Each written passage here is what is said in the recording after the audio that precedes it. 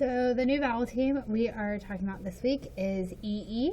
And EE says E like tree. So EE says E like tree. EE, tree, E. EE, tree, E.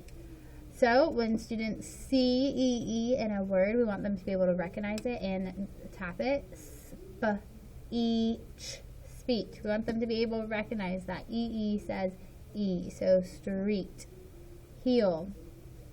So that is what we'd like. That is reading it, and then this week when they hear E, it's going to be EE. We'll talk more about the different ways that do say E, but this week we are only focusing on EE, saying E. So give them those nonsense words, give them those words to practice spelling with E. Now I'm going to show you decoding real quick, again, just as a review. If the students are getting to words when they read, how they can chunk it, I call it, when they're reading. So for example, if we're going to do this word, first two vowels, mark them with a V, draw a bridge, identify your consonants. Oh, this one's awesome because it just splits. So E has an S behind it, it's closed in, so that E is going to go S, so this is going to say S. And then this E actually has another E behind it, so we call that a vowel team. So that's going to go team. So we put them together, esteem. I'm going to show you two other little trickier ones. For this word, we're going to underline our first two vowels.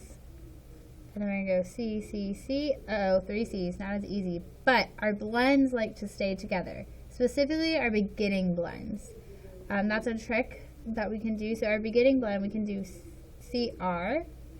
So we're going to do identify this syllable as a closed syllable, and then this one as a vowel team. So we're going to do discrete. Then final one, this, we're getting to words, mid to second grade, we're getting to words that are more than two syllables. So they're going to, what I taught them today is to identify your first two vowels. I'm going to go with a V, and then CC. Okay, that one's easy. We can do that. But we can identify this close, but we get, what is this best? But I told them to go ahead and identify the next vowel and go ahead and do the same thing, and we can chop it. And so we got this close, vowel team. Now we can read come, knit, tea. And they can read a three-syllable word. It's mind-blowing. So hopefully that helps, but remember that every time we hear E this week, it's going to be EE.